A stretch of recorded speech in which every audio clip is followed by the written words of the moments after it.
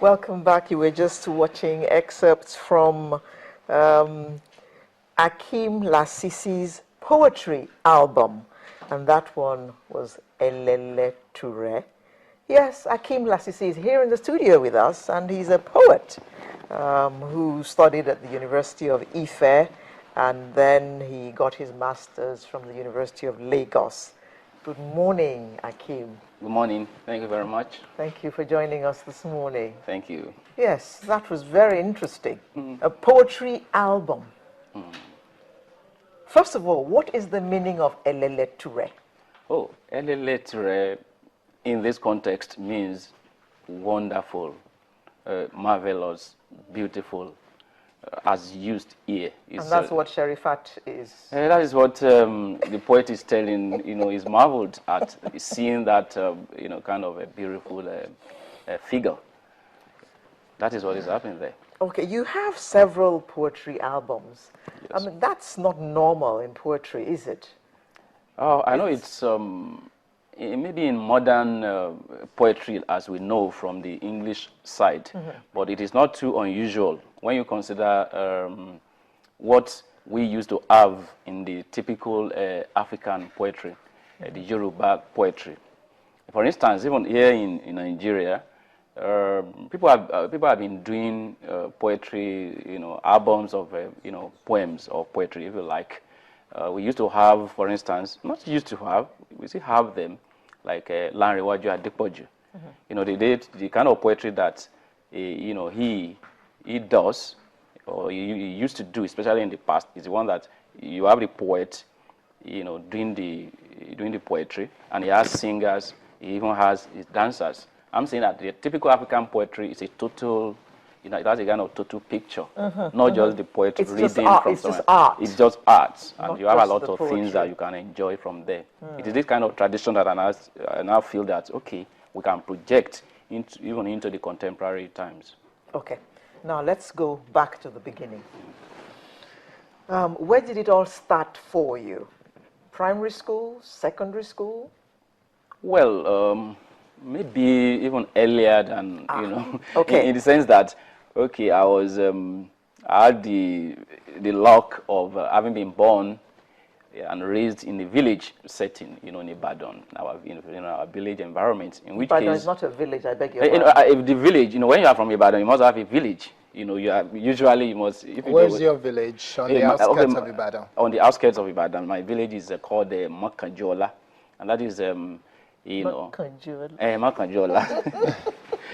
So, because if you are an Ibadan person, they will say that if you are an Ibadan person and you don't have a village, you are not likely to be a true real Ibadan person. Yes, that's it. So, in other words, I was exposed to the kind of Yoruba literature right from from childhood, and the kind of thing that I first listened to were the type of this kind of the real music. Yeah, exactly, the Haruna Isola, yes, the Shakara, all those Lanrewaju Adepoju, Ogundare Fayamo, the Ogbomoso based Ijala poetry chanter.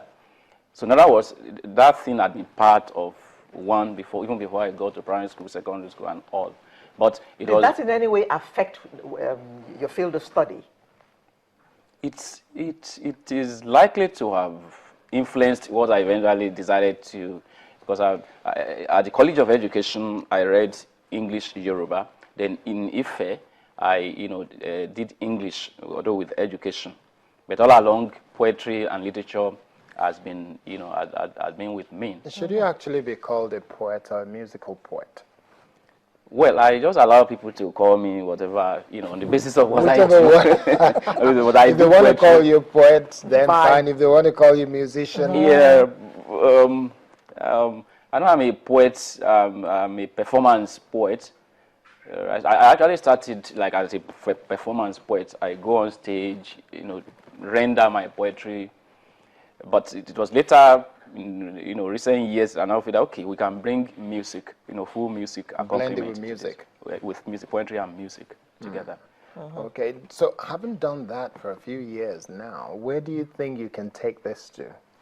It's really getting better and more promising in the sense that the the acceptance. People really like they like and they've been appreciating it, and we have been getting encouragement in terms of why not do this very well, better, and expose it. And that is why, like this, what we just saw LLA Toure, we did it in 2010, 2011. So within the period of 2 years after, we've also been able to do Udeme. Udeme is just what we just finished, producing, and also to coincide with the 80th birthday of the Nobel laureate Professor Soyinka. I also just did Ori Agbe for Wole Soyinka, the video of which we have also been able to shoot. So when will that video be out? It's ready. It's actually ready. It's actually ready. It's already ready now. Okay. So now, having done all of that, then what do you see as the future of this genre of music? It's not a common one. It's not one that you will say, oh, it's already got a global trending. Yeah. It is not. Well, I think it's going to really, once we just put in more creativity and also we push it, we let people know that we are doing it. A good number of people really know, even both within and outside the country. I perform poetry, very widely too. It's really going to, become more popular. It's going to be more popular, and there are more. Of course, this is already. There are more poets are also trying to, see how they can also do this kind of thing. Okay. Yes. I was just going to say that let's see Oriagbe and hear the music and the lyrics. Oriagbe ló dàgé. Àtàrí àlùkò ló dàlùkò, èèyàn kò ẹlẹ́dàá rẹ̀ ló dá ẹ. Àlórí àgbè ló dàgé. Àtàrí àlùkò ló dàlùkò, èèyàn kò ẹlẹ́dàá rẹ̀ ló dá ẹ. Because there may never be a second. Oh, it's a mixture. It's a mixture of Yoruba and English. The Oriagbe is largely traditional music, just to reflect the kind of thing that Professor Soyinka, does and also likes. The poetry there is English, while we have Yoruba songs, cultural songs. Okay, now I was just going to say that in that music, I can hear some instruments that is alien to Yoruba music. Like which? There was, it's not really the flute. There was some instrument that I could hear in the background, and I was thinking this is not typically Yoruba music. There is Yoruba music there. Then there are some instruments that you would normally hear when it's Igbo music or something like that, but not Yoruba. Anyway, the idea is also not to say that because I'm doing something Yoruba strictly or whatever. So you blend exactly. I also allow the experts, say in the studio, to give us the best of whatever they can. Maybe that is what informed that. Okay. Of course, the idea of poetry and music, English poetry, also means that you're already bringing about two cultures or traditions together. So we don't. We need to start winding down now quickly. Where do you get your inspiration from to write your poems? Oh, from the society, from my environment, from what I see around me, from what I hear, and generally. And where do you see yourself in the next 10 years, for instance?